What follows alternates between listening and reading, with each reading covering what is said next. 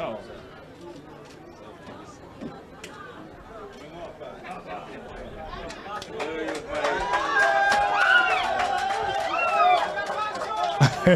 Mnamjua huyu? Haya. Anasema yeye ndiye alikuwa coordinator wa Power Tana River. Wacha aseme mwenyewe. Mjambo wananchi. Mara mingi watoto wasi nyumbani, lakini kushoto kulia nyumbani ni nyumbani.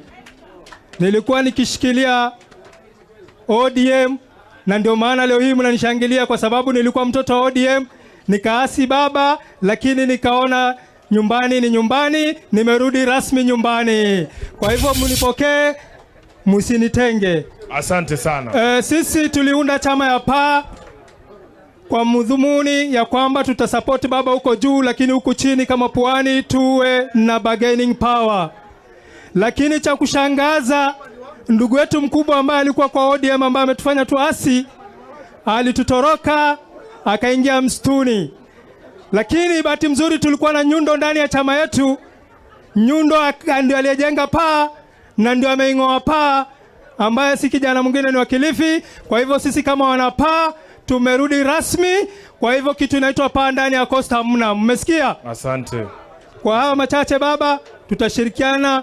Hata licha kuwa nilikuwa PA, kura yangu ilikuwa ni yako. Asante sana. Asante. Asante sana. Karibuni nyumbani, tutatembea pamoja. Baba, kwa haraka na kwa sababu ya muda, nataka nimuite mkubwa wangu ndani ya bunge la Senate na pia ni seneta wa kaunti jirani ya Kilifi, jaji mstaafu Stuart Mazayo, aje ahutubie umati huu. Karibu sana. Asante ndugu yangu Edwin Sifuna. Tana River oye! Tana River oye! Mimi kwanza nataka kuwashukuru sana nyinyi watu wa Tana River, kwa sababu nyinyi ndio kama nguzo yetu na sisi ndio kama nguzo yenu. Sisi ni majirani na tunatembea njia moja. Kitu nataka kusema ya kwamba mimi kama seneta wa Kilifi ninaungana na nyinyi katika hafla hii. Hii hafla ni muhimu sana kwa sababu chama chetu cha ODM ambacho kinaongozwa na baba Raila Amolo Odinga ni chama ambacho kina watu wengi ndani ya Kenya mzima, na ni chama ambacho kina demokrasia.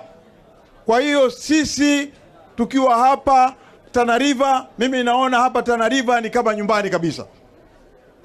Huyu ndugu yangu